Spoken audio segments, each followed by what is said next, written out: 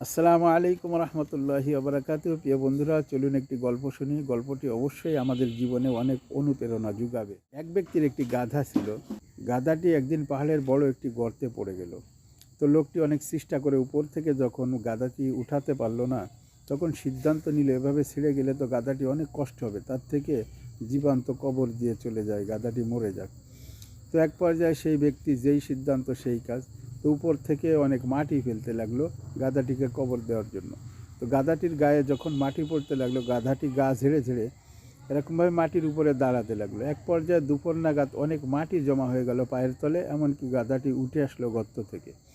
যে গল্প থেকে শিক্ষণীয় বিষয় হলো আমাদের, অনুপ্রেরণার বিষয় হলো আমাদের, যে জীবনে চলার পথে অনেক সমস্যা আসবে, অনেক সমস্যা আসবে। সেই সমস্যা আমাদেরকে ঝেড়ে ফেলে সামনের দিকে এগোতে হবে, তাহলে অবশ্যই আমরা জীবনের সফলতা অর্জন করতে পারবো, সফলতা আসবে।